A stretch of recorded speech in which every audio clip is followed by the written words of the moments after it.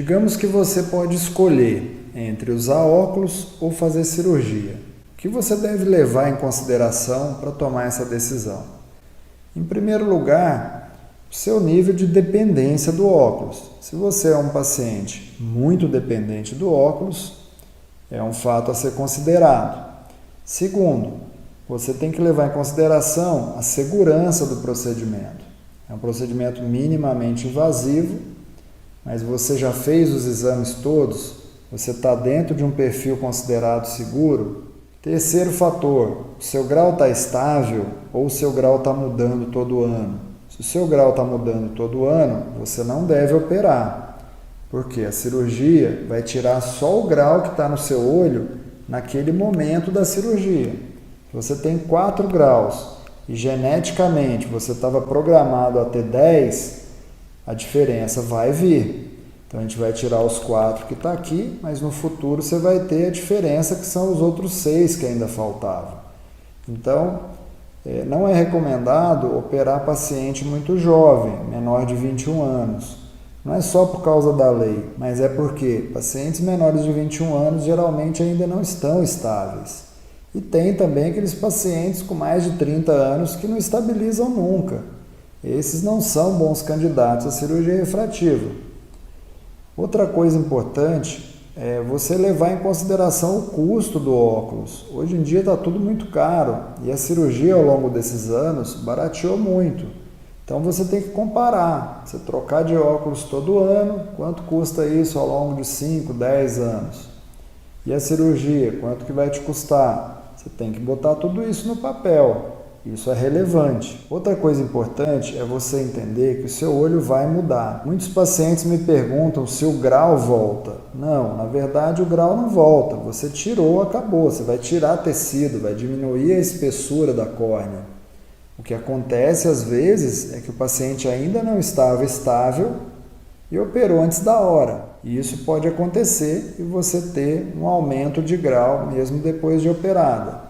Por isso a gente acompanha o paciente por alguns anos para constatar que o paciente já encontra-se em situação de estabilidade de grau ou estabilidade refracional. Como tomar uma decisão assertiva sobre o melhor caminho? Óculos, lente de contato ou cirurgia refrativa com laser?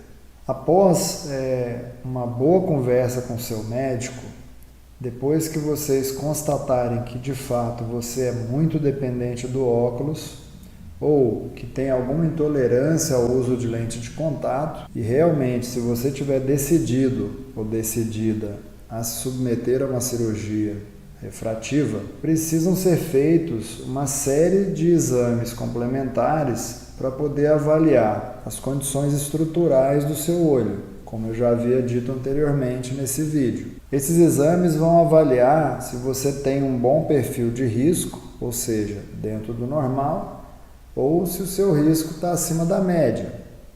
Eu vou falar a seguir e vou mostrar aqui nos meus slides alguns dos principais exames.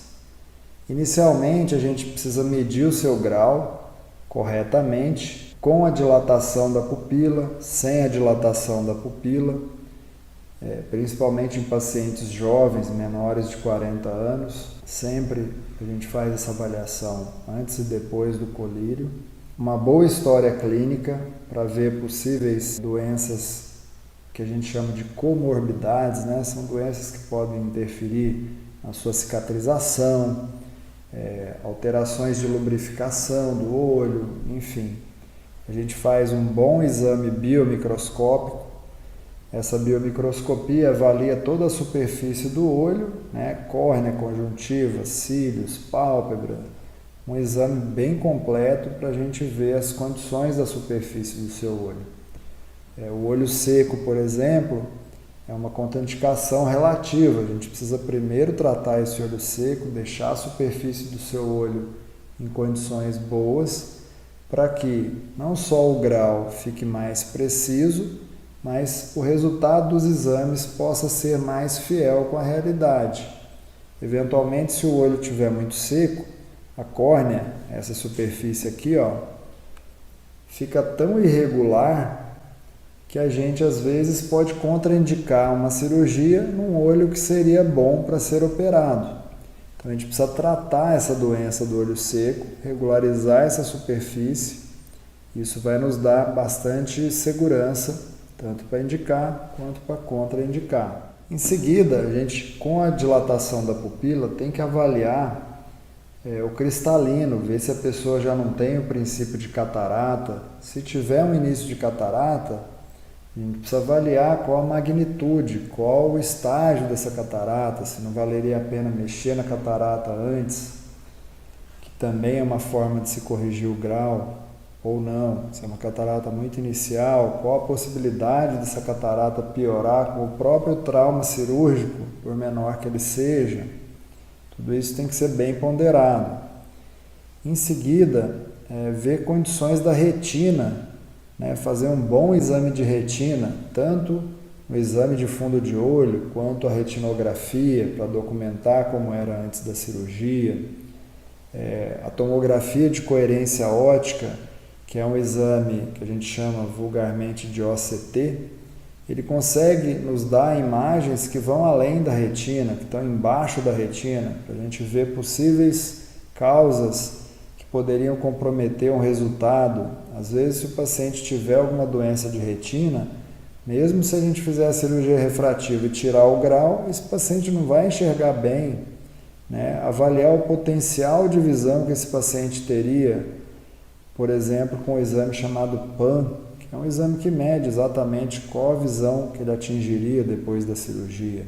E os principais exames são os exames da córnea, que eu vou mostrar para vocês a seguir. Após ter feito um bom exame biomicroscópico, uma boa história clínica, nós vamos submeter o paciente a exames específicos para avaliação da cirurgia refrativa. O primeiro deles é a topografia de córnea. Como eu posso mostrar aqui nessa tela, ele vai medir toda a superfície anterior da córnea e mostrar para a gente o relevo dessa córnea, como se fosse um relevo de mapa de geografia. A gente vai ver a curvatura, o formato, se tem algum aspecto suspeito. Aqui, nessa tela, vocês vão ver à esquerda o resultado de uma topografia de córnea em que o meridiano vertical é mais curvo do que o meridiano horizontal. Porém, é uma córnea que tem um astigmatismo bastante regular, a parte de cima e a parte de baixo não tem assimetrias e ele está todo situado regularmente no meridiano mais curvo. Então, teoricamente, pela topografia, não teria nenhuma contraindicação. Do lado direito, a gente vê uma córnea bastante assimétrica, em que toda a parte de cima é plana, essa parte azul é a curvatura mais plana, e a parte de baixo, que é vermelha, é a curvatura mais alta, mais encurvada, como se a córnea tivesse barriguda. Isso daqui é um sinal de uma doença chamada ceratocone, que é uma contraindicação à cirurgia. Nesses casos, a gente vai mais a fundo. Antigamente, a gente fazia, há 15 anos atrás, ou um pouco mais, só a paquimetria, só media a espessura central da córnea. A gente descobriu, posteriormente, que só a paquimetria central é um dado muito pouco relevante. A gente precisa conhecer mais aspectos estruturais dessa córnea. A tonometria, que já deve ter sido feita na consulta, para ver se a pessoa não tem pressão alta nos olhos, suspeita de glaucoma. E aqui a evolução dos topógrafos, que é o Pentacam. O Pentacam é o exame de imagem que avalia tanto a superfície da córnea quanto a estrutura, olhando também para a face posterior da córnea, como se ele desmontasse a córnea e nos mostrasse ela de frente, por trás, em tridimensional. Ele cria uma imagem tridimensional computadorizada e nos fornece também dados estatísticos que comparam o resultado desse paciente com o resultado de milhões de pessoas da mesma idade que tem aquele mesmo tipo de grau. Isso nos coloca numa situação bastante confortável para avaliação de risco. Esse é um mapa em que a gente consegue ter um overview, ou seja, uma primeira olhada geral, né, que nos dá uma visão tridimensional. Aqui a gente tem uma visão de perfil da córnea, a íris, as medidas, né, de espessura. Esse mapa é interessante porque qualquer clique que eu der no mapa, ele me dá a espessura em qualquer local da córnea e nos dá as medidas de curvatura e dados estatísticos relevantes para a cirurgia. Aqui é um mapa mais utilizado para a cirurgia refrativa, em que a gente observa um astigmatismo regular, discretamente oblíquo, ele está meio na diagonal, mas ainda assim não tem assimetrias, diferenças de curvatura significativas entre a parte de baixo e a parte de cima. O mapa paquimétrico, né, mostra a espessura da córnea em quase todos os pontos que for do nosso interesse, mostrando ser uma córnea de boa espessura. Do lado de cá a gente consegue observar o mapa de elevação posterior, que é como se eu estivesse olhando para a córnea do lado avesso, olhando ela de baixo para cima, o que mostra nesse mapa defeitos que poderiam ser muito mais precoces do que se a doença já estivesse se manifestado.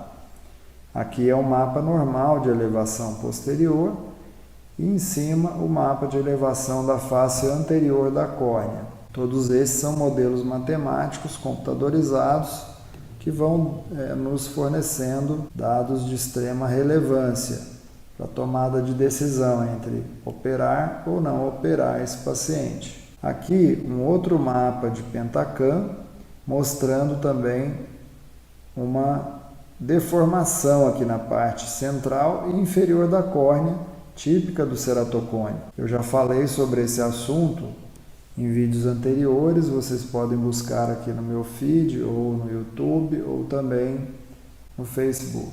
No mapa de paquimetria, a gente observa que aqui no centro a córnea está bem afinada, está com menos de 500 micra. No mapa de elevação posterior, a gente vê essa área deformada, como se o olho estivesse formando uma covinha de dentro para fora, como se estivesse iniciando uma área de afinamento ali. Diferente desse mapa anterior aqui, que eu mostrei totalmente normal. Olhando para o exame, você não precisa ser médico para ver que tem diferença e está bastante alterado. A própria escala de cores já é pensada para nos chamar a atenção. Aqui está tudo verde, tudo livre, tudo bonito. Aqui você já vê muita cor vermelha, quer dizer, sinal de parada. Esse caso não é um bom candidato para cirurgia refrativa com laser na córnea. Aqui é um mapa que o Pentacam nos fornece, onde ele avalia o risco desse paciente. É um mapa criado por médicos com muita experiência. Dentro desse grupo tem um brasileiro, bastante importante, que é o Renato Ambrosio, que nos forneceu bastante confiança através das suas pesquisas, e a gente consegue avaliar o perfil de risco desse paciente para o desenvolvimento de ceratocone ou, caso ele seja operado, se ele está dentro de um perfil de risco aceitável ou não. Aqui é um exame importante também, que é a retinografia. A gente tem que documentar como é que era a retina desse paciente antes de ser operado, para que depois a gente não se surpreenda de encontrar algum problema, algum defeito de retina e não ter documentado, não ter visto, tomado ciência disso antes da cirurgia. Até para a gente ter uma previsão de resultados, se esse paciente tem uma chance de enxergar bem depois que tirar o grau do olho. Então a gente vai optar por qual cirurgia fazer. A gente vai fazer um PRK, que é a cirurgia fotorrefrativa sem corte, ou a gente vai fazer um LASIK, que faz um pequeno corte, cria uma pequena lamela na superfície da córnea, como eu já disse antes. O PRK é uma cirurgia que em alguns casos é mais segura, você não faz corte, você não modifica a estrutura da córnea, você simplesmente faz um polimento na superfície. Teoricamente você pode conseguir tirar mais grau dessa córnea, remodelar de maneira mais intensa essa córnea do que se você tiver feito o corte para poder aplicar o laser mais profundamente, que é o caso do LASIK. Porém, o LASIK tem um pós-operatório bem mais confortável, porque a área da cirurgia fica toda encoberta por baixo do flap.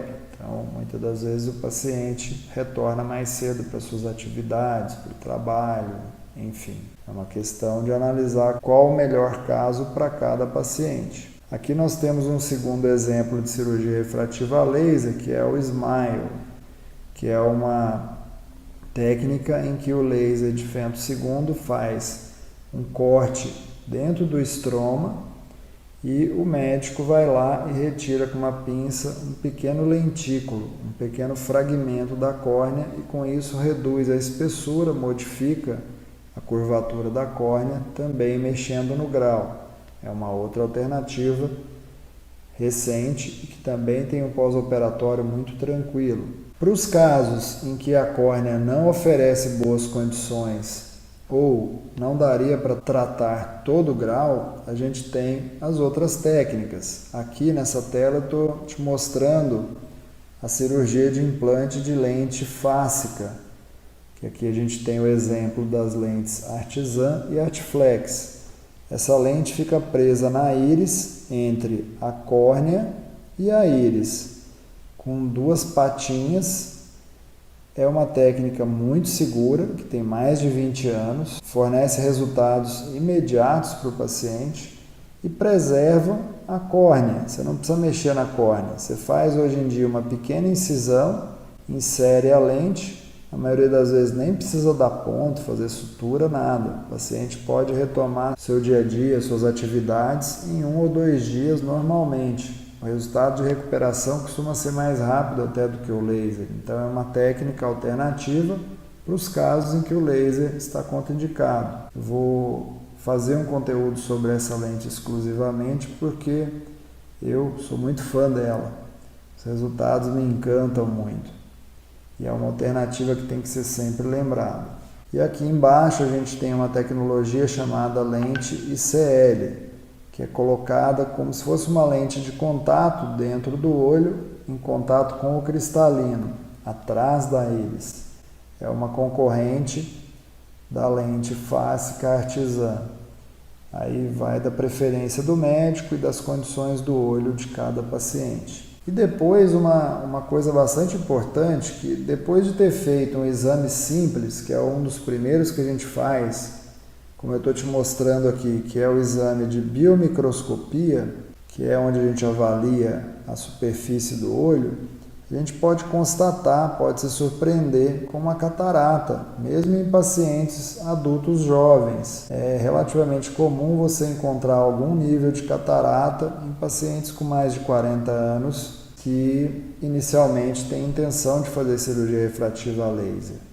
Se for um paciente já com algum grau de catarata, podemos optar por corrigir a catarata e durante a cirurgia de catarata fazer o implante de lentes intraoculares premium para correção do grau também. É interessante que hoje a gente tem no mercado lentes fantásticas que podem dar uma correção definitiva tanto para a visão de longe quanto para a visão de perto, que já costuma ser um problema muito frequente para essas pessoas com mais de 40 anos. Então, em resumo, a cirurgia de catarata hoje, ela passou a ser uma cirurgia refrativa, porque o paciente que vem nos procurar para realizar uma cirurgia de catarata, ele também tem muito interesse em restabelecer, em reabilitar de maneira global a sua visão. E, por que não, ficar independente dos óculos de maneira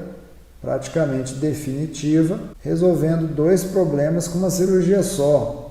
Tira a catarata, restabelece a transparência dos meios e, nesse ato, utilizamos uma lente intraocular premium, ou para correção do astigmatismo, ou da miopia, ou até mesmo da presbiopia, que é o problema de visão de perto. Eu quero te dar aqui uma dica prática de como tomar essa decisão. Em primeiro lugar, você tem que avaliar realmente o seu nível de dependência do óculos. aspectos práticos, de qualidade de vida, né? Qual o impacto de você poder acordar e nem lembrar que tem olho. Você levanta da cama e vai fazer suas coisas. Quem tem um grau relativamente alto tem que acordar, procurar onde está o óculos, às vezes nem enxerga o óculos.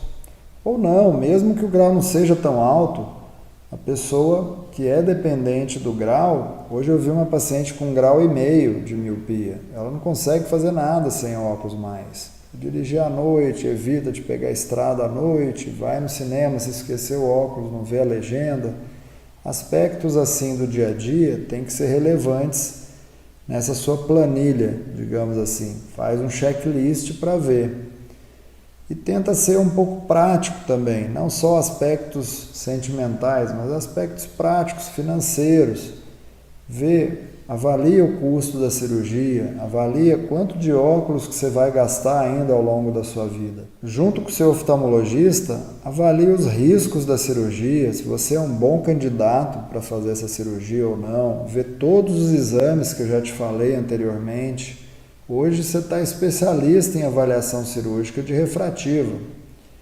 Então tem muito exame aqui que ele é autoexplicativo, não precisa ser médico. Às vezes se você tiver dúvida, pede uma segunda opinião e juntamente com o seu médico, juntamente com a sua família, toma essa decisão acertada. Às vezes a gente fica só ligado em aspectos sentimentais e humanos e esquece um pouco aspectos práticos, econômicos e também uma boa avaliação de risco. Eu quero te agradecer muito por ter ficado comigo até aqui e te dizer que esse assunto muito me gratifica, é o meu trabalho, mas é também a minha missão de vida, ajudar essas pessoas utilizando uma parte do meu trabalho. Eu sou cirurgião especializado em cirurgias do segmento anterior, dentre elas a refrativa, e eu quero deixar aberto aqui, caso você tenha alguma dúvida ou alguma sugestão de algum conteúdo que seja do seu interesse, deixa aqui embaixo nos comentários